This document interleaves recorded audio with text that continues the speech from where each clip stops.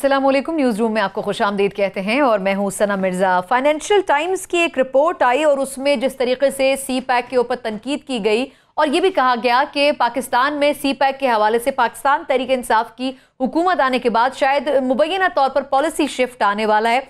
उसके बाद पाकिस्तान में मीडिया के ऊपर एक डिबेट चल पड़ी, लेकिन फाइनली जो मुशीर तिजारत हैं अब्दुल रज़ाक दाऊद साहब, जिनको कोट करते हुए फाइनेंशियल टाइम्स ने ये अहम बातें की थी कि पाकिस्तान इस मुआहदे के ऊपर नज़रसानी करने पर गौर कर रहा है। ये भी गौर कर रहा है कि शायद 1 साल तक सी पैक को बैक बर्नर के ऊपर डाल दिया जाए और 1 साल के बाद दोबारा शुरू किया जाए। मुशीर तिजारत ने बड़ी कोशिश की कि जो उनका बयान है उसको जिस तरीके से मैनिपुलेट करके इस रिपोर्ट में फाइनेंशियल टाइम्स की शाया किया गया है, उनका हरगिज़ ये मकसद नहीं था। लेकिन इसके बाद एक डिबेट चल पड़ी कि आया सी पैक में जिस तरह माजी में भी ये बात होती रही और कुछ तहकीकाती रिपोर्ट्स में इस बात का इंकशाफ किया गया कि जो चीनी हुकूमत है वो एक तरफ, लेकिन जो चीनी तजारती कंपनियां हैं उनको मुख्तलिफ इक़साम के फ़ायदे दिए जा रहे हैं और इन फ़ायदों की सूरत में जो पाकिस्तानी सनती सेक्टर्स हैं उनके ऊपर बुरा असर पड़ेगा। अगर तो यही बात है, यही नैरेटिव है, तो यकीनन पाकिस्तान तहरीक इंसाफ इस सी पैक के मुआहदों को नज़रसानी करने का हक़ बजानिब रखती है। लेकिन अगर ऐसा नहीं है तो फिर किन टर्म्स एंड कंडीशंस के ऊपर चीन के साथ दोबारा इन मुआहदों पर गौर किया जा सकता है और उसके असरात क्या पड़ेंगे, प्रोग्राम में हम इस पर बात करेंगे। आगे चलकर पाकिस्तान तहरीक इंसाफ के हवाले से अवाम से जो वादे किए गए, एक के बाद हम एक देख रहे हैं कि कुछ वादों के ऊपर अमल दरामद की कोशिशें भी की जा रही हैं। जहां एक जानिब 46% इंक्रीमेंट किया गया था गैस के निर्खों में घरेलू सार्फिन के लिए, वहीं हमने सनती सेक्टर में देखा है कि गैस की कीमतों में इजाफा ना करने का फैसला किया गया है। एक अच्छा इकदाम है, इससे हुकूमत के ऊपर बोझ जरूर पड़ेगा, लेकिन किस तरीके से मैनेज करेगी हुकूमत, खान साहब ने ये फैसला करना है। इस पर भी हम प्रोग्राम में बात करेंगे। और आगे चलकर हम ये भी देख रहे हैं कि डैम्स के हवाले से जिस तरीके से हुकूमत पाकिस्तान और अदलिया हमारी एक पेज पर नजर आती है, क्या इन अहम तरीन टारगेट्स को अचीव करने के लिए हुकूमत अपनी बाउंड्री से बाहर जा सकेगी और मुश्किल फैसले कर सकेगी, ये भी पाकिस्तान तहरीक इंसाफ की हुकूमत के लिए एक बड़ा इम्तिहान होगा। और प्रोग्राम के आखिर में हम बात करेंगे नवाज शरीफ साहब के हवाले से, जिनकी अल अजीज़िया रेफरेंस की समाअत कल तक के लिए मुलतवी की गई है। एक और अहम इम्तिहान इस रेफरेंस की सूरत में नवाज शरीफ साहब और उनकी फैमिली के लिए भी मौजूद है, और एक ऐसे वक्त में जबकि इसहाक डार साहब के जो सिफारती पासपोर्ट है वो मनसूख किए जा चुके हैं। क्या डार साहब को वतन वापस लेके आना मुमकिन हो सकेगा इंटरपोल की मावनत से, इस पर भी बात होगी। और परवेज मुशर्रफ साहब पर भी थोड़ा सा हम डिस्कशन करेंगे। 9 अक्टूबर के बाद से रोजाना की बुनियाद के ऊपर कोर्ट अब इस केस को सुनने वाली है। अगर मुशर्रफ साहब के खिलाफ फैसला आता है, क्या पाकिस्तान तहरीक इंसाफ की हुकूमत जो पीपल्स पार्टी और नून लीग की हुकूमत नहीं कर सकी वो कर सकेगी, यानी कि मुशर्रफ साहब को वतन वापस ला सकेगी और उन्हें सजा दिलवा सकेगी। इन तमाम इशूज़ पर हमने प्रोग्राम में बात करनी है। मेरे साथ जो पैनलिस्ट से तारुफ करवाना चाहूंगी, सदाकत अब्बासी साहब पाकिस्तान तहरीक इंसाफ के सीनियर रहनुमा स्टूडियोज में मौजूद हैं, सर बहुत शुक्रिया आपका। मेरे साथ बहरामन तंगी साहब मौजूद हैं, पाकिस्तान पीपल्स पार्टी के सीनियर रहनुमा हैं, सर आपका बहुत शुक्रिया। और मेरे साथ वीडियो लिंक पर दिफाई तजियाकार एयर मार्शल रिटायर्ड शाहिद लतीफ़ साहब भी मौजूद हैं, सर आपका भी बहुत शुक्रिया। शाहिद लतीफ़ साहब, सर आगाज आपसे करना चाहूंगी। सी पैक के हवाले से हम कई सालों से बहुत से ख्वाब देख रहे हैं। 2006 के हवाले से बात की जा रही है कि जो मुआहदे किए गए हो सकता है उनके ऊपर दोबारा से गौर किया जाए। यकीनन वो मुशर्रफ दौर के मुआहदे थे, लेकिन आपके ख्याल में अगर उस वक्त से अब तक के मुआहदों के ऊपर रिव्यू किया जाता तो ये इस डिबेट से कतई नज़र कि नूर इस वक्त पीटीआई की गवर्नमेंट कर रही है या नहीं, सर क्या करने चाहिए इन मुआहदों के ऊपर गौर या इनको जाने देना चाहिए आपके ख्याल में? देखिए, पहली बात तो ये कि मुआहदों के ऊपर गौर करना इस हुकूमत का हक़ है और इन पर नज़रसानी करना ये भी इनका हक़ है। मगर दूसरी तरफ ये भी बात याद रखें कि जब आप कॉन्ट्रैक्ट कर लेते हैं, मुआहदा किसी कौम से कर लेते हैं, तो उनमें तब्दीली करना या अपने किए हुए बातों से पीछे हटना ये कोई आसान नहीं होता। ये लीगल बाइंडिंग का मामला है और फिर उसमें जो दोनों पार्टीज़ हैं वो इस चीज़ को बाकायदा आर्ग्यू करती हैं कि जी किस बुनियाद पर जो पिछली हुकूमत ने या उससे पिछली हुकूमत ने जो मुआहदा किया था वो तो एक नेशनल लेवल की चीज़ है ना, तो इस पर कौन सा कानून है जो आपको इसकी इजाज़त देता है कि आप पीछे हटें। फिर उसमें कॉन्ट्रैक्चुअल लॉज और कॉन्ट्रैक्चुअल ऑब्लिगेशंस सामने आ जाती हैं। मैं खुद चूँकि एक मेगा प्रोजेक्ट JF-17 वाला कर चुका हूँ और उसके कॉन्ट्रैक्ट्स में से इसी तरह चाइना के साथ गुजर चुका हूँ, तो छोटी छोटी चीज़ें भी जब उन पर हमने कोई नए सिरे से बात करना होती थी तो कॉन्ट्रैक्ट को रेफर किया जाता था। लिहाजा कॉन्ट्रैक्ट में जो चीज़ आपने लिख दी वो बदलनी इतनी आसान नहीं हुआ करती। But at the same time ये हमारा हक है, इस हुकूमत का हक है, क्योंकि आपको मालूम है कि पिछली हुकूमत और उससे पिछली हुकूमत उन पर तो बहुत सारी तनकीद हो चुकी मुआहदात के मामलों में। और फिर ख़ासकर एक बात जो हम तक आज तक हमारे सामने वाजे नहीं की गई कि ये जो हमने इतने बड़े बड़े इस कॉन्ट्रैक्ट में इतने बड़े बड़े जो कर्जे हमने ले लिए वो किस शरह पर हमने कर्जे लिए। यानी कर्जे जो होते हैं आमतौर पे ऐसे मामलों में बड़ी कम शरह पर कर्जे मिला करते हैं। तो जो सुनने में आ रहा है कि हमने बहुत ज़्यादा शरह पर कर्जे हासिल किए और कौम को आज तक नहीं बताया गया, ना ये पार्लियामेंट में ना ये सेनेट में मामला कहीं डिस्कस हुआ, किसी को इल्म नहीं है। इस हद तक कि जो हमारा रूट है उसके ऊपर भी आपने देखा कि कितनी बहस होती रही और हमें आज भी नहीं मालूम कि जो रूट है वो कौन सा फाइनलाइज हुआ। तो जब इतने सारे इस मामले में सवालात हों, तहफ़्फ़ुज़ात हों, कंफ्यूजन अगर मौजूद है तो इसको मंजर आम पर लाना, कौम के सामने इन सारी चीज़ों को उनके साथ शेयर करना, ये इस हुकूमत का फ़र्ज़ है। और मैं समझता हूँ कि ये सब कुछ होना चाहिए। ये बात की बात है कि उसके अंदर देखा जाए कि कानूनी तकाजे क्या हैं, कौन सी ऐसी चीज़ है जिसको हम रीनेगोशिएट कर सकते हैं, कौन सी ऐसी चीज़ है जिस पर हमारे हाथ बंद गए, मगर कौम के सामने हर चीज़ लाई जानी चाहिए। बिल्कुल ठीक, बिल्कुल ठीक। हमें इस दौरान चौधरी जाफर इकबाल साहब ने भी ज्वाइन किया है, मुस्लिम लीग नून के सीनियर रहनुमा भी हैं। सर बहुत शुक्रिया आपका वक्त देने के लिए। मैं बैरमन साहब सर आपसे थोड़ा सा कमेंट लेना चाहूँगी।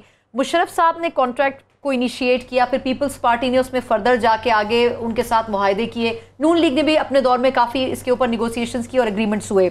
सर ये जो अब्दुल रज़ाक साहब हैं, अगर इनकी बात को एक पॉइंट ऑफ व्यू से सही भी मान लिया जाए जो उन्होंने अखबारात में कोट की कि जी होमवर्क नहीं किया गया पिछली गवर्नमेंट के टेन्योर में, फिर बहुत से मुआहदे ऐसे हुए जिसमें जो लोकल इंडस्ट्री थी उसको नज़रअंदाज करके चीनी इंडस्ट्री को फैसिलिटेट किया गया। आपके ख्याल में क्या नून लीग के दौर में ऐसा हुआ? बिस्मिल्लाहिर्रहमानिर्रहीम। देखिए रज़ाक दाऊद साहब के जो स्टेटमेंट आज अखबारात में आई है तो मेरे ख्याल में पाकिस्तान के तमाम लोगों ने उस स्टेटमेंट को बहुत ज़्यादा कंडेम किया कि पाकिस्तान इस वक्त जो चाइना के साथ हमारे ताल्लुकात है बहुत सालों से, हमारे इस वक्त जो मजबूत दोस्त है वो चाइना है। और अगर चाइना के साथ जो CPEC में 5 साल जो PTI की हुकूमत थी खैबर पख्तूनख्वा में, तो आपको याद होगा या मालूम है या नहीं, लेकिन जो इस वक्त हमारे जो स्पीकर साहब हैं नेशनल असम्बली के, ये अदालत में गए थे इस CPEC में और चाइना के कंपनी के ख़िलाफ़। तो मैं समझता हूँ कि PTI ने खैबर पख्तूनख्वा की हुकूमत से भी और अभी मरकज़ में जो हुकूमत बनी है चाइना को क्या मैसेज दे रहे हैं और पूरे हमसाये ममालिक को क्या मैसेज दे रहे हैं कि हम CPEC के बारे में ऐसे बयानात दें। लेकिन मैं अभी एक टॉक शो से आया हूँ जो पता चला कि रज़ाक दाऊद साहब ने उस स्टेटमेंट की तरदीद की है। तो अगर परस करें उसकी कि उसको बयान को सियाको से बात से हट कर, ठीक है देखिए, लेकिन मेरी बात सुने, अगर परस करें आज वो CPEC के खिलाफ मतलब कि वहाँ पर अदालत में उसका केस है KP में, आज रज़ाक दाऊद साहब जो कि माने हर चीज़ को वो समझते हैं, आज CPEC के बारे में ये कह रहे कि इसको रीनेगोशिएट करना चाहिए। मैं समझता हूं कि जो नेशनल के फैसले हैं, जो अवाम के फैसले हैं, जो मुल्क के फैसले हैं, उनके बारे में आज अमेरिका के वज़ीर ख़ारिजा आके चला गया है। क्या हम इस तनाजुर में देख लें कि फॉरेन मिनिस्टर ने उनको कुछ कहा है और उसके बाद उसने CPEC को लिया है? क्या हम इस तरह पाकिस्तान की प्रायोरिटी आपके ख्याल में अमेरिका हो सकती है? देखिए पाकिस्तान पीपल्स पार्टी की हुकूमत में गवादर के बारे में भी डेलीगेशन आई थी आसिफ अली जरदारी साहब के पास, ईरान के इस पाइपलाइन के वक्त में भी डेलीगेशन आई थी, लेकिन प्रेसिडेंट हाउस से उनको जो मैसेज दिया था वही आप लोग भी दे रहे और पूरी दुनिया ने देखा। मैं समझता हूं कि इस वक्त ऐसे बयानात नहीं देने चाहिए ताकि चाइना को एक मैसेज जाए कि पाकिस्तान हमारी दोस्ती के काबिल नहीं रहे। हमें चाहिए कि हम चाइना के साथ बराबरी की बुनियाद पर आगे बढ़े और हम मैसेज दे दें कि चाइना जो है वो हमारी एक मजबूत दोस्त मुल्क है। लेकिन खैर उनकी जो मुशीर तिजारत है हमारे वजीर आजम साहब के, उन्होंने कहा है कि जी पाकिस्तान का जो अज़्म है CPEC के हवाले से वो गैर मुतसलसल है। चले एक मिनट के लिए उसको दुरुस्त भी माना जाए। सदाकत साहब सर, एक तो ये कि किस हद तक आपको लगता है अगर तो ऐसा स्टेटमेंट आया है, वैसे अमेरिका के लिए खान साहब बज़ाहिर कहीं हमने कोई सॉफ्ट कॉर्नर नहीं देखा, लेकिन उन पर यह भी इल्ज़ाम है कि जब धरने हुए थे उस दौरान और एहतजाज हो रहा था उस दौरान चीनी सदर ने पाकिस्तान आना था और उस वक्त ये माहौल बनाया गया। ये एक अपोजिशन का एक स्टांस रहा है। क्या खान साहब इस वक्त प्राइम मिनिस्टर बनने के बाद भी जो सबसे बड़ा सपोर्टर है पाकिस्तान का एज अ कंट्री जिसकी चाइना की हम बात कर रहे हैं, क्या कोई कॉम्प्रोमाइज़ कर सकते हैं इस किस्म के इशूज़ में? देखिए बहुत बहुत शुक्रिया आपने दावत दी। मैं समझता हूँ कि ये सारी मीडिया हाइप एक बनी है एक ख़बर से, जिस बंदे के हवाले से वो ख़बर है उन्होंने वजाहत कर दी। चाइना के उनके सफ़ीर यहाँ मौजूद हैं, पिछले 3-4 दिनों से उनकी मीटिंग्स हुई हैं, उनकी तरफ से बयान आ गया है, हमारी तरफ से बयान आ गया है। मेरा ख्याल है इस खबर को मजीद डिस्कस करने की ज़रूरत ही नहीं है। वो पिछले जो भी उनका टाइम यहाँ गुजरा उस दौरान, सॉरी आपकी बात काट रही हूँ, लेकिन इस पे पीटीआई की क्या राय है कि जो मुआहदे पिछले 10 सालों में हुए उनके ऊपर गौर होना चाहिए या नहीं होना चाहिए? देखें ये बात मैं समझता हूँ कि पहले भी डिस्कस हुई है कि वो मुआहदे कौम के सामने पेश होने चाहिए। अगर अपनी कौम के सामने पेश होने का हरगिज़ मतलब नहीं है कि हम उन मादों से उन एग्रीमेंट से फिर जाएं, लेकिन अगर हमें कॉम्प्रोमाइज़, पाकिस्तान को कॉम्प्रोमाइज़ किया गया है, पाकिस्तान के इंटरेस्ट को, जो हमें इससे पहले भी था कि हमारे जो पिछली हुकूमत थी इनके मुख्तलिफ मुल्कों में इनके स्टेक्स थे, अपने बिजनेस स्टेक्स थे, तो उसमें अगर कोई कॉम्प्रोमाइज़ पोजीशन हुई भी है तो मैं समझता हूँ कंट्री टू कंट्री अगर किसी मुआहदे को अब रीनिगोशिएट भी कर लें with common and bilateral understanding, तो इसमें कोई ऐसी मुज़ायका नहीं है। तो लेकिन पीटीआई कहती रही है कि भारत के साथ ज्यादा किए नून लीग ने, चाइना के साथ पीटीआई नहीं कहती थी, वो तो बिलावल साहब ने कहा था कि पता नहीं वो कोई यार की बात की थी, पता नहीं किसका यार। ये तो एक नारा था, ये तो एक नारा था इमरान का, और वही नारा आज वो खुद उसकी बिलावल साहब ने वहाँ पे कश्मीर में जाकर ये नारा लगाया था कि कोई मोदी के यार की बात, मुझे पूरी तरह बात याद नहीं है। तो बात कहने की ये है कि एक तो हमने टास्क फोर्सेस बना दिए, बहुत सारी जो भी कोई माफिया होता है ना, वो माफिया को आप एकदम से ना पकड़ सकते हैं ना उसको अप्रूव कर सकते हैं। एक तो ये टास्क फोर्सेस बन गई हैं, पैसा कहाँ से गया, कहाँ लोगों के बिजनेस इंटरेस्ट थे, जहाँ कौमी मफाद पे जाती कारोबारी मफादात को तरजीह दी गई। CPEC में भी किया जाएगा, इसमें मुझे क्विकली बता दें। मैं कहना ये चाहता हूँ कि CPEC की जो सिग्निफिकेंस है पाकिस्तान चाइना रिलेशनशिप की, इस चीज को सब लोग समझते हैं। अगर पहली जो बात है गवर्नमेंट ने क्लियर कह दिया कि ऐसी कोई बात नहीं है, लेकिन अगर दोनों मुल्कों की बायलैटरल अंडरस्टैंडिंग से कोई मुआहदे एक्सटेंड होते हैं, कोई रीनिगोशिएट, जिस तरह ऑरेंज लाइन का गालिबन मेरी तस्वीर, लेकिन रीनिगोशिएट होते हैं, keeping all your stakes intact, आप keeping all the interest of both the sides intact. अगर कोई होता है तो वो पूरी कौम के साथ डिस्कस करने के बाद, इससे पहले तो खुफिया मुआहदे होते थे सर। तो मैं समझता हूँ एक तो ये एक अफवाह थी जिसको रज़ाक साहब दाऊद साहब ने इसको क्लियर कर दिया, खबर की तो वो सिग्निफिकेंस खत्म होगी। लेकिन अब पार्लियामेंट को पुराने एग्रीमेंट में एतमाद में लेने की जरूरत है, ताकि आज जिस हालत में हम फंसे हुए हैं कि हमें $10 बिलियन वो जो एशियन जुमला बोलूं कि जो एशियन टाइगर बनाने जा रहे थे हुकूमत को, $10 बिलियन हमें फंसा के, ये इमीडिएट जरूरत है इकोनॉमी को सांस बहाल करने के लिए। और वो जो 500 अरब रुपया देंगे, कहा कि लास्ट ऑप्शन होगा, वो मैं कह रहा हूँ सर्कुलर डेट 500 अरब, उसी वक्त दोस्तों में बांट के 1200 अरब रुपए हमारे गले में वो एक हाथ डाल के चले गए। अब इस इकोनॉमी को चलाना है तो सख्त फैसले एक्सपेक्ट अप कर सकते हैं, वो एक अलग बात। चलें, अच्छा एक तो जाफर साहब सर आपसे ये जानना चाहेंगे कि एहसन इकबाल साहब बार बार जब नून लीग की गवर्नमेंट थी तो JUI फेस से लेके पीपल्स पार्टी PTI तक सब ये कहते थे कि जो CPEC में जो अग्रीमेंट्स हो रहे हैं वो लोगों की नॉलेज में नहीं है, एटलीस्ट पार्लियामेंट के लोगों की नॉलेज में नहीं है, बहुत सारी चीज़ें कॉन्फिडेंशियल थी। फिर रूट के हवाले से कंट्रोवर्सी क्रिएट हुई कि जी मगरबी रूट होना चाहिए, मशरकी होना चाहिए, उसको ज़बरदस्ती पंजाब की तरफ मोड़ा जा रहा है। सर आपके ख्याल में नून लीग और उससे पहले पीपल्स पार्टी जिस तरह CPEC को जिस स्टेज पर छोड़ के गई थी, क्या उसमें नून लीग ने 2 सेंट्स अपने ऐड किए एज ए इम्प्रूवमेंट, या फिर आपको लगता है कि PTI उन अच्छे मुआहदों को भी रीचेंज करके रीवैम्प करके बदल सकती है? बिस्मिल्लाहिर्रहमानिर्रहीम, बहुत शुक्रिया। मुझे हैरानगी हो रही थी जब शाहिद लतीफ़ साहब फरमा रहे थे कि ये ऐसी चीज़ें हैं जो लोगों के इल्म में नहीं हैं। दिफाई तज्ज़िया निगार हैं और बहुत सारी वो चीज़ें मंजर आम पे आ जाती हैं जो शायद आनी भी नहीं चाहिए। तो ये कैसे हो सकता है कि CPEC के जो एक मुल्क के साथ मुआहदा दूसरे मुल्क का है वो मंजर आम पर ना हो? ये कैसे हो सकता है कि वो कौमी असम्बली में पेश ना हो? ये कैसे हो सकता है कि वो लोगों के इल्म में ना हो? असद उमर साहब खुद एक स्टैंडिंग कमेटी के सरबराह रहे हैं, PTI के और 2-3 अहबाब भी स्टैंडिंग कमेटियाँ जो नेशनल असम्बली की हैं उनके सरबराह रहे हैं, प्लानिंग एंड डेवलपमेंट कमेटी का मैं हिस्सा रहा हूँ। और जब भी किसी रुकने असम्बली ने कोई चीज़ ऐसी मांगी है वो लाकर पेश की गई। गवादर पोर्ट से लेकर आपके जितने भी रोड्स के हैं, रेल के हैं, एक एक चीज़ ट्रांसपेरेंट है।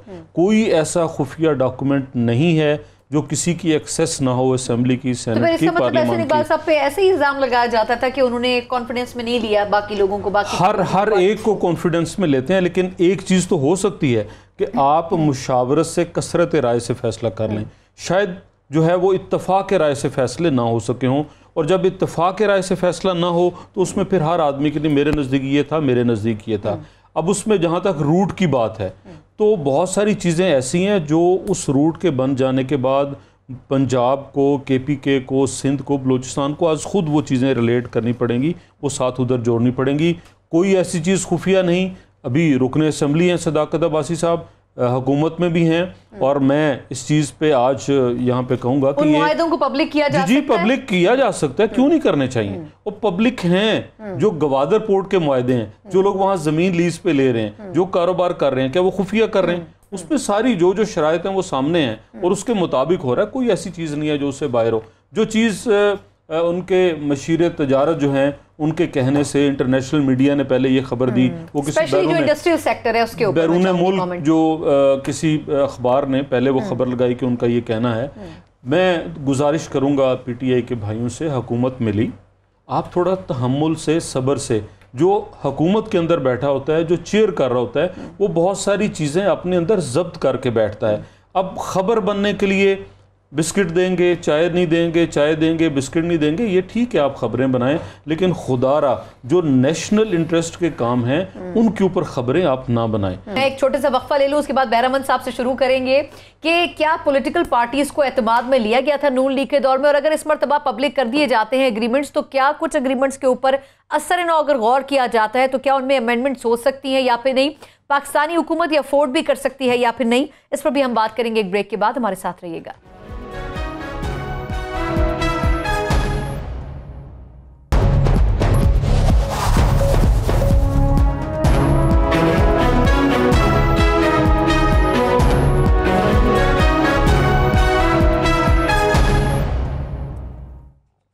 ब्रेक के बाद एक बार फिर आपको प्रोग्राम में खुशामदीद कहते हैं। CPAC के हवाले से नून लीग पर तनकीद अपनी जगह, लेकिन एक मौका PTI के पास मौजूद है कि अगर तो मुआहदे दुरुस्त सिमत में नहीं किए गए तो उनको ख़त्म या फिर उनमें तब्दीली की जा सकती है। बहरामंद साहब से क्विकली मैं चाहूँगी आपका रिस्पॉन्स कि आपके ख्याल में जो मुआहदे नून लीग के दौर में हुए, पीपल्स पार्टी ने उन पर किसी स्टेज पर तहफ़्फ़ुज़ात का इजहार किया था या उनकी नॉलेज में लाए गए थे? देखिए, क्योंकि सर एहसन इकबाल साहब खबरों में रहे एक अरसे तक कि वो कुछ शेयर नहीं कर रहे हैं। देखिए, पाकिस्तान पीपल्स पार्टी ने हमेशा, चाहे वो पीपल्स पार्टी की हुकूमत थी, तो तारीखी लेजिस्लेशन हो चुकी हैं पार्लियामान में, और वही जरदारी साहब की जो ताकत थी प्रेसिडेंट हाउस की, वो पार्लियामान को दी।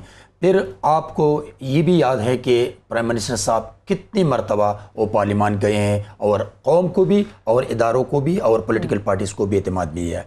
जहाँ तक नवाज़ ग्रुप की 5 साल रोल है, तो मैं समझता हूँ कि कभी कभी नहीं बल्कि कुछ गलतियाँ हो चुकी है, लेकिन देखिए हमें उन गलतियों की तरफ नहीं जाना चाहिए।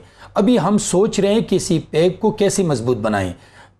अगर इस 2018 के इलेक्शन को हमने जाली मैंडेट कहा, लेकिन बिलावल भुट्टो जरदारी साहब ने तमाम पॉलिटिकल पार्टीज को कन्विंस करके पार्लियामान में चले गए हैं, ओथ लेके तमाम प्रोसेस कंप्लीट हो गया। अभी अगर पाकिस्तान और पाकिस्तान की आवाम के लिए कोई ऐसे बिल आते हैं, लेजिस्लेशन होती है, फैसले आते हैं, तो पाकिस्तान पीपल्स पार्टी इंक्लूडिंग तमाम political parties we support him. लेकिन अगर जैसे इकबाल साहब ने फरमाया कि सिगरेट और बिस्किट और चाय की बातें हो रही हैं, तो मैं समझता हूं कि ये पॉलिटिकल स्कोरिंग है। अभी अगर आप देख रहे हैं कि कुछ ऐसे वादे इमरान साहब ने किए थे कि वो उनके हाथ में है, पेट्रोल को रेट को कम करना, डॉलर्स के रेट को कम करना, गरीब आवाम की ज़िंदगी में खुशहाली लाना, उनके रोज़मर्रा अशिया की कीमतों को कम करना, ये ऐलानात करे। ये ऐलानात ना करे कि मैं जहाज में सफ़र नहीं करूंगा, मतलब कि मैं वज़ीर-ए-आज़म हाउस में नहीं रहूंगा। बेशक रहें, शुरुआत अपने से करें, क्रॉस कटिंग नहीं देखिए करें, लेकिन उन वादों की तरह हम नहीं जा रहे कि उनको बिल्डोज करेंगे, वज़ीर हाउस को गिराएंगे, दीवारों को गिराएंगे, प्रेसिडेंट हाउस की दीवारों को गिराएंगे। हम उनकी बात नहीं कर रहे हैं। केपीके में सीएम हाउस चेंज करेंगे, तो सीएम हाउस कहाँ चला गया? सीएम साहब वही सीएम हाउस में रह रहे थे, लेकिन हम उनकी तरफ भी नहीं जा रहे। मैं समझता हूँ कि इमरान पाकिस्तान के उन गरीब आवाम के जिंदगी में खुशहाली ले आई, उनके लिए फैसले करे। और जो टास्क फोर्स बना रहे, देखिए अगर 50 लाख की घरें हैं या 1 करोड़ नौकरी है, हम उन पे बात नहीं करते। बेशक ये टाइम ले, लेकिन जो 3 महीनों के वादे किए थे खैबर पख्तूनख्वा में, उन वादों को 5 साल में भी पूरे नहीं किए। और उनका एक मिसाल मैं देता हूं, 356 डैम, तो 356 डैम को 5 साल में, देखिए मैं उसकी बात इसलिए कर रहा हूं कि अगर आप किसी वो पैसा किसने देना था? वफाकी हुकूमत ने एशियन बैंक से लोन लिया था, एशियन बैंक से लोन लिया था और 356 डैम के 7 अरब रुपए लेके उनका बेड़ा गर्क किया। मैं समझता हूं कि बातें ना करें, आए ऐसे फैसले ले आए ताकि दूसरी पॉलिटिकल पार्टीज आपको सपोर्ट करें। इस पे कमेंट लेती हूं, शाहिद लतीफ साहब को थोड़ा सा शामिल करूं। शाहिद साहब सर, एक तो ये कि अगर तो सी पैक के कुछ जो मुआहदे थे उन पे दोबारा गौर होने पे कुछ ऑब्जेक्शन होती है, क्योंकि यकीनन 12-13 सालों में बहुत सी चीजों में तब्दीली आई होगी। 2006 या 7 के एग्रीमेंट्स को भी अगर हम लें, उसमें अगर से कुछ चेंज होता है, आपके ख्याल में पाक चीन रिलेशन के ऊपर कोई मनफी असर तो नहीं पड़ेगा इससे? देखें, हमारा मकसद जो है वो बड़ा क्लियर होना चाहिए। ये जो जाफ़र साहब ने बात की और मेरा नाम लेकर बात की कि उन्हें शायद मालूम नहीं, पूरी कौम से पूछ लें, क्या पूरी कौम को मालूम है कि जो हमने मुआहदे किए वो बजाते खुद इन्होंने या इनकी हुकूमत ने क्या वो पार्लियामेंट में शेयर किए जो लोगों के वहाँ पर नुमाइंदे थे? अगर उनके साथ शेयर होते तो फिर ये जो आपने जिक्र किया कि पूरे मुल्क में इतना हंगामा रहा कि उन्हें बताया जाए कि इन मुआहदों की शराइत क्या हैं, क्या हमें मालूम है कि किस शरह पर ये कर्ज लिए गए, क्या जितने उसमें कंपनीज इन्वॉल्व हैं उनके साथ हमारे जो कुछ भी मुआहदे हुए क्या वो मंजर आम पर लाए गए, और क्या ये इनका फर्ज नहीं बनता था कि ये बाकायदा पार्लियामेंट से शेयर करते और ये कह देना कि जी ये तो शेयर कर दिए गए।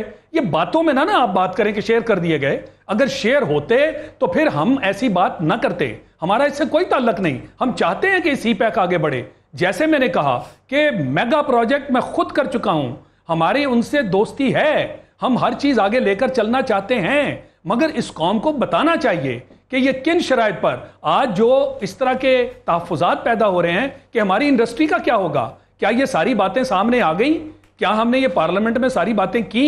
हमें कम से कम इन हाउस इन बातों का इल्म होना चाहिए और इस हुकूमत का हक बनता है कि ये चीजें देखे, ताकि इन्होंने आगे 5 साल जो लेकर मामला चलना है इन्हें पता तो हो। कम से कम आखिर में ये नहीं किया कि ये पीपल्स पार्टी ने किया या नून लीग ने किया, जिम्मेदारी को ओन कर सके। बिल्कुल, ये वरना पिछली 2 हुकूमतों को, वरना ये फिर पिछली 2 हुकूमतों पर जैसे पहले होता रहा कि पिछली हुकूमत पर डाल दो, उसमें हुआ कि उससे पिछली हुकूमत पर डाल दो, तो ये तो इनके लिए बेहतर है मैंने कि अगर हुकूमत ये सारी चीजों को देखे। बिल्कुल ठीक, बिल्कुल ठीक, कम से कम जिम्मेदारी ले सकेंगे। बिल्कुल ठीक है। अच्छा शाहिद साहब, मैंने खान साहब के जो वादे हैं उस पर थोड़ा सा आपका कमेंट लेना है। मैं पहले जाफर साहब जो बातें वो कह रहे हैं, वैसे आप उस पर कोई टेक देना चाहेंगे कि नून लीग ने अपने टेन्योर में कब पार्लियामेंट में लेके आए, कब पब्लिक किया? बहुत सी चीजें तो खुफिया ही रखी गई। नहीं कतन खुफिया तो आप उससे कहेंगे कि जो चीज़ सामने लाई नहीं जा सकती।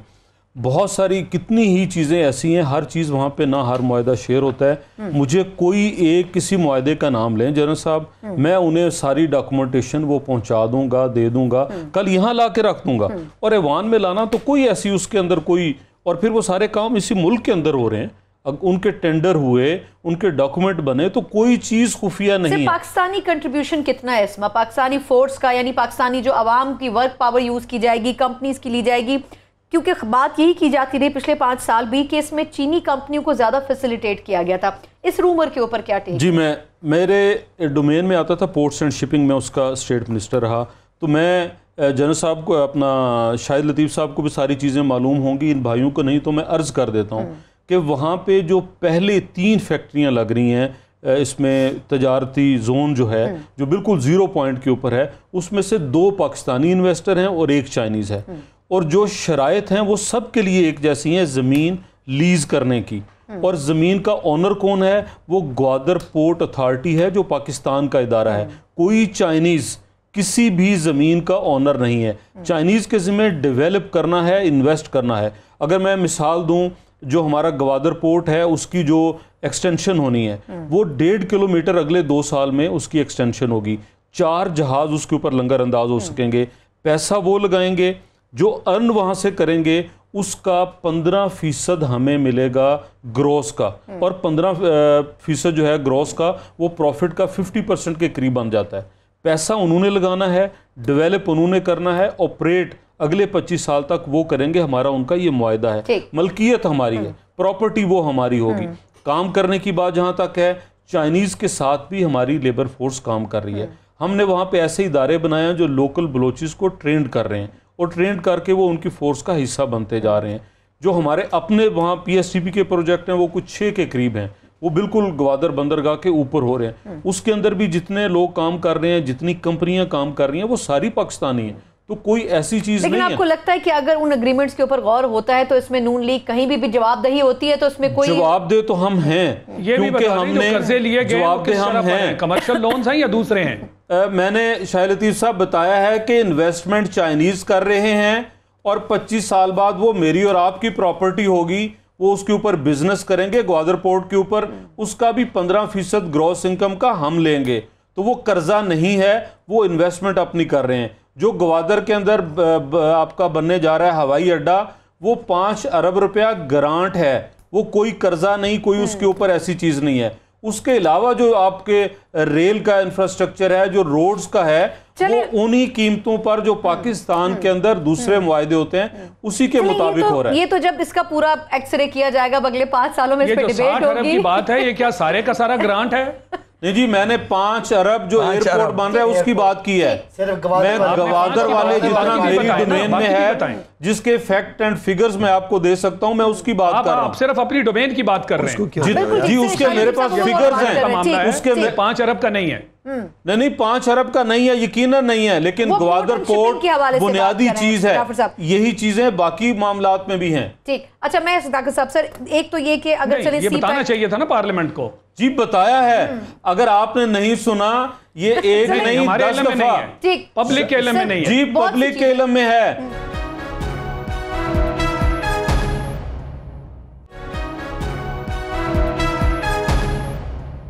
कमर्शियल गैस के हवाले से, उस हवाले से उसको वापस लिया, लेकिन कुछ दिनों के लिए 156 हमारी अपनी गैस है, उसको बढ़ाया गया 46, लेकिन वहाँ किसान गरीब किसानों के लिए एक बोरी में 800 रुपए भी बढ़ाया ना। गैस है जो एशियन टाइगर्स ने 156 अरब रुपए का उसको भी लॉस करके तो हमारे हवाले किया है। तो इसके बावजूद वो किया। एक भाई ने कहा था कि जी केपीके में कोई वादे पूरे नहीं किए। केपीके में हमें पिछले से डबल मैंडेट मिला और आज दिया गया है यार। किसने कहा कि आपने लिया है? दिया गया, वो तो नहीं है, दिया गया है ना ऑपोजिशन ने। आप उसको किसने कहा है, किसने कहा है कि आपने वोट लिए हैं? पूरे मुल्क के तमाम पॉलिटिकल पार्टीज कह रहे हैं कि आपको दिया गया है। जीती थी 2013 में, तो पीटीआई भी यही कहती थी कि हमने सबने मिल बैठ के रिफॉर्म किए थे। चलो रिफॉर्म के पहले की बात। चलो इमरान साहब ने कहा था कि 4 हल्के को ले। मैं 22 साहब से रिक्वेस्ट करता हूं कि इमरान को राजी करके 2 हल्कों पे, फहमीदा मिर्जा की और साद रफी के हल्के पर। तो खुद पार्टी क्यों नहीं चली जाती है भाई? अभी इस वक्त तो उसने के साबित किए थे इमरान तो इस वक्त सर साबित नहीं हुआ था, उसमें बदनज़मी की बात की गई थी, धांधली की बात से साबित नहीं हो सकी। खुले थे उन 4 हल्कों में ट्रिब्यूनल के फैसले इनके खिलाफ गए थे सर। वैसे 400 सवाल पे आई थी बातें। एक तो मैं गुजारिश करूंगा बादशाह साहब से कि आप हुकूमत में हैं, अब जरा हुकूमत वाली बातें करें। अब जरा अब हमें एशियन टाइगर इस मुल्क ने बनना था, और जहां पे काम इनको मिला, इनको इलेक्शन से पहले ये सब कुछ पता था कि मुल्क में क्या वसाइल हैं क्या नहीं, और इसके बावजूद वो लंबे लंबे वादे ना करते। और आज हम सिर्फ ये कह रहे हैं कि जो कॉस्मेटिक्स हैं, 5 साल हैं। भाई साहब जरा बात कर लेंगे, आप करते रहे, आप जरा तहम्मुल के साथ सुन लीजिए। ये कॉस्मेटिक्स से जरा निकले। खाद महंगी हो गई 800-900 रुपया, गैस का सिलेंडर 1100 से 1800 रुपये पे चला गया। सर्दियाँ आ रही हैं, कहाँ तक जाएंगी? जब हम गवर्नमेंट में आए थे तो हम 1500-1600 से वापस 700 पे लेके आए थे। इसी तरह बिजली उसमें अभी महंगी करने जा रहे थे, वो प्रेशर से रुके। गैस महंगी करने जा रहे थे, प्रेशर से रुके। ये कंपनियों का खसारा कुछ छुपा हुआ नहीं था। ये इलेक्शन से पहले भी मेरे भाई को, इनके जितने माहिर मुआशियात हैं इनको पता है। इमरान खान साहब ने कहा था कि मुझे अगर IMF के पास जाना पड़ा तो मैं हुकूमत छोड़ दूंगा, मैं वो काम नहीं करूँगा। आज वीडियोस मौजूद हैं। असद उमर साहब बहुत नहीं, वो इंटेलेक्चुअल बने थे, और मेरे कानों में आज भी उनकी वो तकरीरें सारी गूंज रही हैं। जो मेट्रो के बारे में कहा था कि जी वो 19 अरब में वो बन जाएगी, और वो आज 69 में, और बनी भी नहीं, खंडरात सिर्फ पड़े हैं। ठीक है, वोट आपको मिल गए, कैसे मिल गए आप खुद हैरान हैं, आपको कैसे इतनी सीटें मिल गई। जी हैरान है आप। इसीलिए तो कोई काम आपसे, एक वजीर साहब सुबह बयान देते हैं, शाम को माफ़ी मांगते हैं। अभी तक तो माफ़ियाँ मांग रहे हैं। इनसे किसी किस्म का कोई हिसाब आज तक नहीं दिया गया। इनका जो पार्टी का चंदा था, वो इलेक्शन कमीशन में केस चलता रहा, आज तक वहाँ कुछ साबित जी वहाँ पे ये कोई अपनी सफाई पेश नहीं कर सके। फिर ये अभी जो अवाम को ये दिखाने जा रहे हैं, आप ज़रा सामने आके वो जो 400 अफराद हैं जिनका नाम पनामा में था, वो ऑफशोर्स कंपनी जिनमें अलीमा खान का नाम भी है, जिनमें जहांगीर तरीन का नाम भी है, फिर वो एक अरबाब फैमिली है KPK की सबसे ज़्यादा जिनकी कंपनियां हैं, वो सारे इनका हिस्सा बनते जा रहे हैं PTI का। ज़रा उनके ऊपर हाथ डालें, अदालत आलिया से कहें केस चलाएं, उनको आगे लेके चलें। परवेज इलाही साहब जिनके पास इतने 6 बिलियन में से आ गया, इनको बताया कि 6 अरब रुपया पनामा वालों का आ गया, वसूल हो गया। सुने, देखिए ये जो पुरानी बातें हैं ना, मैं समझता हूँ कि आज इमरान फोर्सेस बनाते हैं, बातें करते हैं, वही बातें जो अपोजिशन में उसने जो कुछ कहा था, कौम से माफ़ी मांगे कि मैंने इन वादों पे, इन नारों पे आपसे वोट लिए। सर और को चलने तो दे, मेरा ख्याल है 100 दिन हम कह रहे कि चले।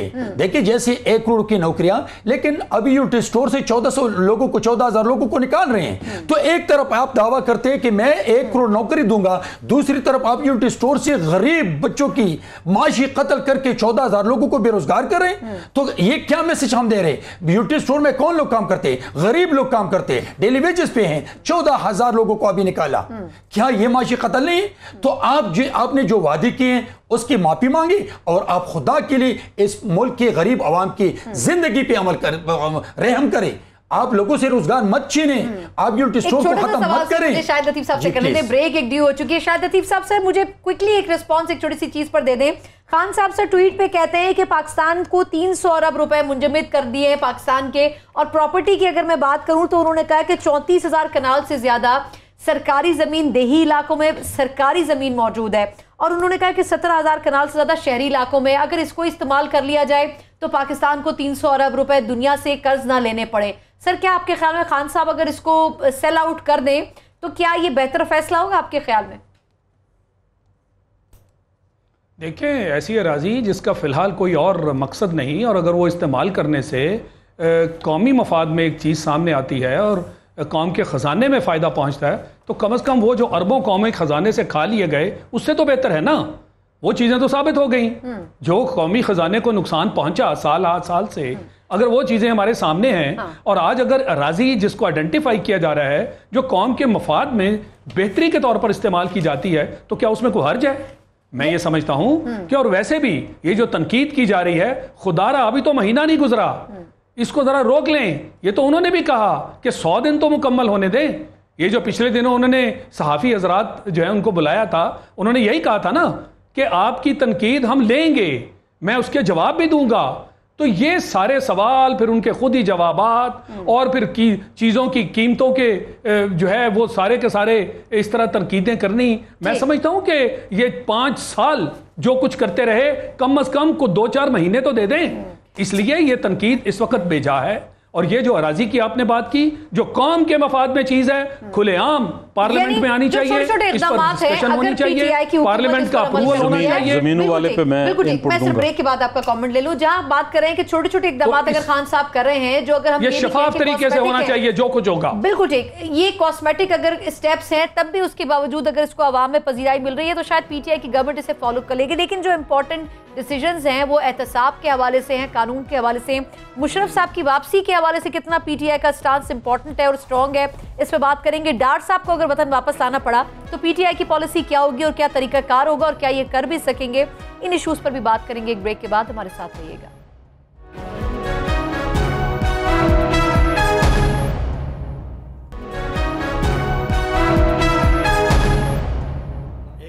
ब्रेक के बाद एक बार फिर खुशामदीद कहते हैं। प्रोग्राम के आखिरी हिस्से में बात करेंगे कि पाकिस्तान तहरीक इंसाफ की हुकूमत कितने इंपॉर्टेंट डिसीजंस ले सकती है। जहां एक तरफ डार साहब का जो सिफारती पासपोर्ट है वो कैंसिल हो चुका है, उनको वतन वापस कैसे लाया जाएगा। मुशर्रफ साहब का जो केस है बड़ा इंपॉर्टेंट है, मुशर्रफ साहब को किस तरीके से आगे परस्यू करेगी PTI की गवर्नमेंट। सदाकत साहब से क्विकली आपका रिस्पॉन्स। सर ये कि डार साहब का पासपोर्ट मनसूख हो गया, लेकिन अगर उनको लाना पड़ता है एहतसाब के सिस्टम में, किस तरीके से PTI की गवर्नमेंट इसे मुमकिन बनाएगी? पहले तो कौम को मुबारकबाद दे दें कि जो पनामा के जितने बड़े बड़े मुजरिम थे वो तो चलो उनको सजा होगी, और छोटे मुजरिमों से 6 अरब रुपया हुकूमत के खजाने में पहुंच चुके हैं। तो एक तो अच्छी उसमें से रास्ता निकला और जिनके नाम ले रहे किसने उनकी भी रिकवर बारी किया आएगी। और कैसे ये इसकी डिटेल आपको मिल जाएगी।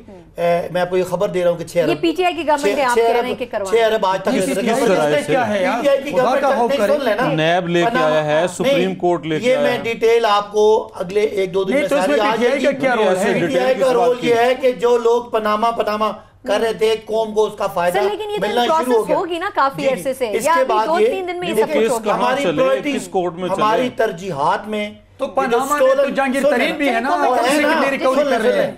जो स्टोलन हमारा जो मनी अली महान भी है, उससे उसके कितना लिए रिकवरी कर हमारी रहे हैं। टास्क फोर्सेस काम कर रही हैं, इसलिए उसमें सर, जो उनको जो सीनियर वजीर लगा सुन दिया लेना, जाता है। हाँ ये सुने वो ऐसी बात नहीं है, ये वो हुकूमत है जो अपने बाबर अवान ना, साहब का इस्तीफा अपने लिया, बिल्कुल on बैठे record है, वजीर लेकिन को फारिग करती है। ये नहीं करना कि पड़ता है जी, एक करना खानदान को बचाने के लिए 2 साल कौम के जाया होते हैं और हम कोई मुल्जिमों पे फूलों की पत्तियां नहीं बिछाते, हम उनको रिजाइन मैं आपकी तरफ आती हूँ एनीवेज सर। जी, जी। इसाक डार साहब को भी वापस लाया जाएगा। मुशर्रफ जो भी साहब को- तरीका है, मुशर्रफ साहब को मुशर्रफ साहब फैसला उस वक्त जो हमारी प्रायोरिटीज हैं वो हमने स्टोलन एसेट वाला है। मुशर्रफ साहब का भी जब केस आएगा तो उसको कानून के मुताबिक हम जो उस पे फैसला होगा उस पे अमल दरामद कानून के होगा। सर, मुताबिक देखिए एहतसाब की जहां तक ताल्लुक है तो एहतसाब कमीशन बनाया था इमरान साहब ने केपी में और 1 अरब 14 करोड़ रुपए खर्च हो गए और कल बहुत माजरत के साथ इस स्टेटमेंट से उस इदारे को खत्म किया। इस इदारे की जरूरत नहीं थी।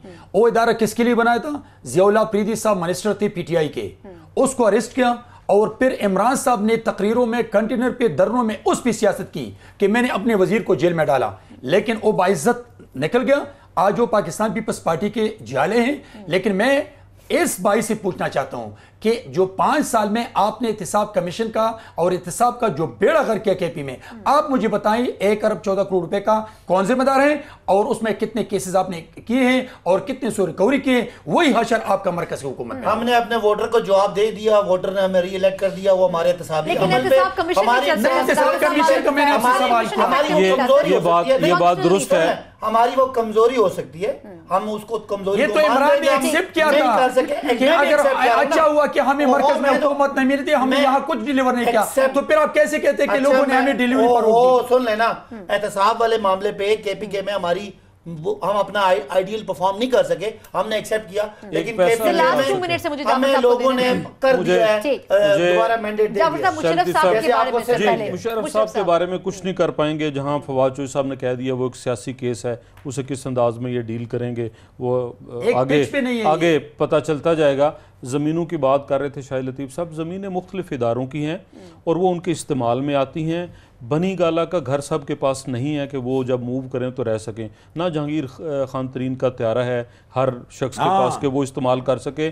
जो ऑफिसर्स और जो हमारे लोग ऐसी मौके पे- अराजी होगी जो शायद तो इस्तेमाल उनके में नहीं लिए होगी। मेरी गुजारिश होगी कि वो रखें, हॉस्पिटल बनाएं, कॉलेज बनाएं, utilize यूनिवर्सिटियां करें, बिल्कुल बनाएं। वो बड़ी अच्छी जगहों पे हैं। बहुत सारी ऐसी जगह भी हैं मेरे मुल्क में, बहुत सारे गोल्फ कोर्सेज हैं जहाँ पे सिर्फ मखसूस लोग जो है वो जा सकते हैं, आम पाकिस्तानी नहीं जा सकता। उनकी भी दीवारें गिरनी चाहिए और वो प्रॉपर्टी भी पब्लिक यूज में आके या बिक कर या उसके ऊपर कोई मॉल बन के इस मुल्क के जो खुद झगड़ा खजाने में करते हैं ना, कंट्रीब्यूट और कर ये- लास्ट सकती है। कमेंट मुझे ये शायद जाते हैं, हम उधर झगड़े में हो ये जाएं जो वज़ीर आज़म और हम हाउस austerity- की जो गाड़ी इसकी नीलाम है ना, तो नीलाम का क्या मतलब? नीलाम को तबाह करना, तो क्या ये किसी की जागीर है कि आप नीलाम करते तो हैं? वैसे माजरत के साथ पंजाब के अंदर कुछ ब्यूरोक्रेसी के लोग हैं जिन्होंने मजीद गाड़ियां मंगवाई हैं, उसको आएंगी, थोड़ा पीटीआई रोज को आएंगी। आज भी investigate 13 करना करोड़ की चाहिए। गाड़ी आई है पीएम हाउस में शायद पीएम हाउस में आई आप है नजर खुद। रखें जी, नजर रखें, अगर हम ऑस्टेरिटी से बाहर निकलते हैं बिल्कुल जरूर तनकीद करें। शाहिद लतीफ साहब से लास्ट कमेंट, मुशर्रफ साहब को वापस लाना सबसे मुश्किल इम्तिहान होगा इस गवर्नमेंट के लिए, क्या मुमकिन हो सकेगा जिस तरीके से 9 अक्टूबर के बाद उनका रोजाना की बुनियाद के ऊपर उनके केस की समाअत हो रही है? देखिए, मैं समझता हूं कि जैसे हम कहते हैं कि एहतसाब अक्रॉस द बोर्ड होना चाहिए, बिल्कुल होना चाहिए। जब आप इसहाक डार साहब का नाम लेते हैं तो मुशर्रफ साहब का नाम उसी पैमाने पे आप उसको परखा जाए। मैं किसी के हक में नहीं हूं कि किसी एक को ले आओ और दूसरे को छोड़ दो, ये हरगिज ऐसा नहीं होना चाहिए। जिस किसी पर भी इल्जाम है, गो अभी तक तो जुर्म साबित नहीं हुए, तो जिस किसी पर भी इल्जाम है उसे अदालत के सामने पेश होना होगा। लिहाजा इस हुकूमत को बाकायदा ये आगे लेकर ये जो उनकी डिमांड है चलना चाहिए और उनको लाने के लिए जो भी ये हरबा इख्तियार कर सकते हैं वो किया जाना चाहिए। ये नहीं हो सकता कि जैसे आप इसहाक डार की बात कर रहे हैं, इसी तरह जैसे प्राइम मिनिस्टर नवाज शरीफ साहब हैं, उनके बच्चों के बाहर बैठे हुए हैं, उनके बारे में भी रेड वारंट्स की बात कर रहे हैं। एहतिसाब सबके लिए बराबर होना चाहिए। बिल्कुल जी, उसको अदालत के साथ आना चाहिए और रियासत